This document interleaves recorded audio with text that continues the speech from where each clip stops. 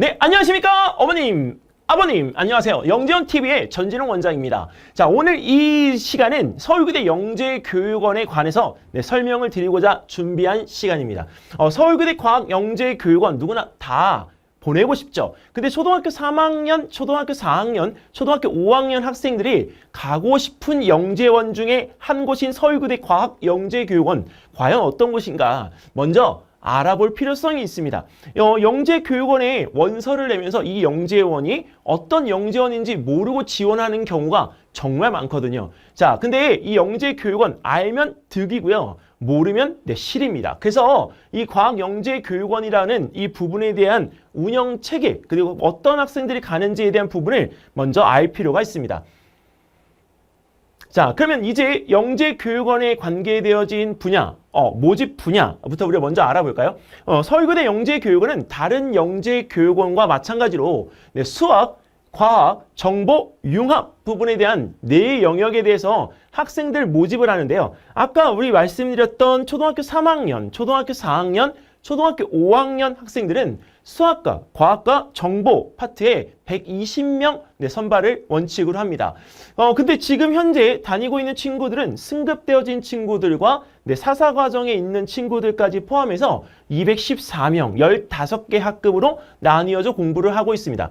근데 이 학생들은 2021학년도부터 서류평가와 면접평가로 나뉘어져 진행이 됐는데 이 서류평가라는 부분이 21학년도부터는 우리가 어떻게 바뀌었냐면요. 과제 활동이라는 부분으로 바뀌었습니다.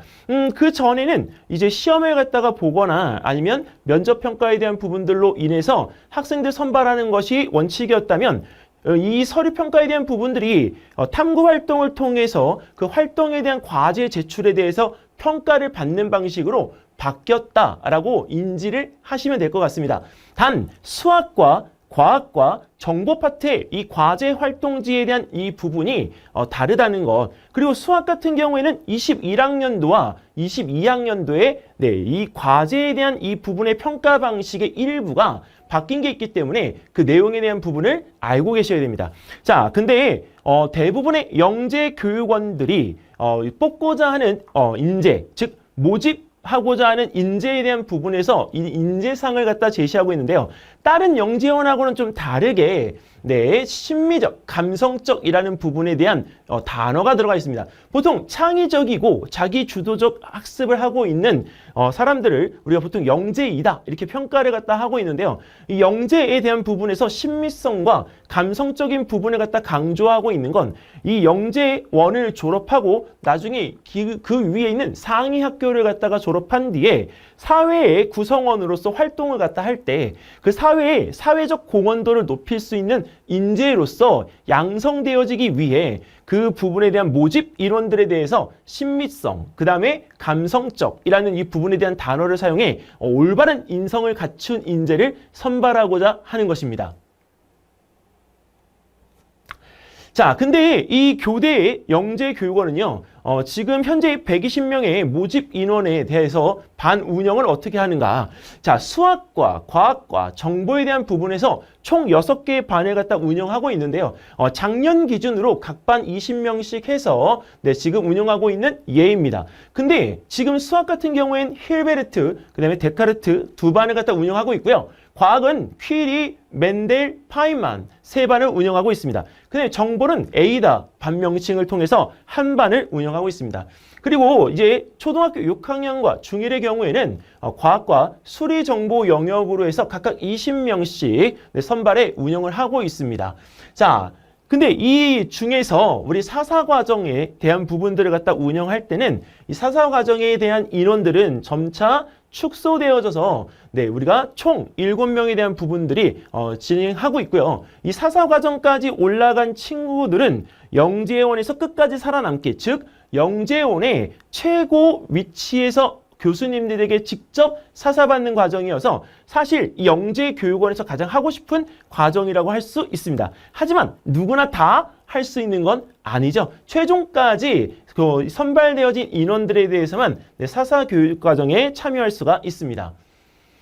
그리고 이 서울 교대 영재교육원 같은 경우에는 이제 1차 전형 방식이 아까 말씀드렸던 것처럼 네, 서류평가에 대한 부분으로 바뀌었죠. 근데 이 수학과 그다음에 중등 수리 정보 같은 경우에는 네, 수학 포트폴리오 네, 제출입니다.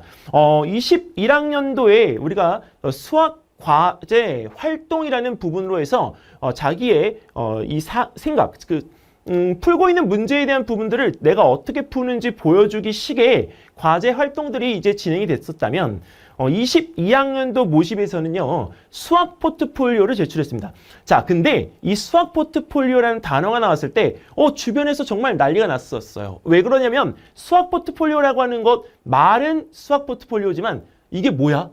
라는 이 반응이 너무 많았거든요. 사실 우왕좌왕하는 경우가 모르기 때문에 이런 걸 해본 적이 없기 때문에 우왕좌왕하는 모습들이 연출된 것입니다. 자, 그런데 이 수학 포트폴리오 우리가 너무 어렵게 생각하지 않는 것이 좋습니다. 제가 한 가지 이야기를 드리면 제가 알고 있는 친구 중에 이 부분에 대해서 너무 고민을 갖다 하다가 이 친구의 특기인 독서, 책 읽기에서 읽었던 수학자 가우스에 대한 부분의 내용을 정리를 하고요. 그리고 가우스에 대한 부분의 내용을 정리하면서 자기의 생각을 이렇게 발전시켜 나가는 형식으로 글을 적은 걸 수학 포트폴리오로 제출한 친구가 있습니다. 자, 근데 그런 모습을 갖다가 볼 때 이 수학 포트폴리오를 너무 어른의 입장에서 어렵게 생각하는 건 아닌가라는 생각이 듭니다. 그래서 이 포트폴리오를 할 때는 내가 즐거운 것, 내가 수학을 통해서 내가 즐겁게 느껴진 것들에 대한 부분들을 정리해보고 표현할 수 있도록, 그리고 그 즐거움이 내가 정리한 자료로 우리가 상대방에게도 전달될 수 있으면 너무나 좋겠습니다. 그리고 또 하나는 이 수학에 대한 부분에 대해서만 국한시키지 마시고요. 수학이면 우리 국어하고도 결합시킬 수 있어요. 어떻게?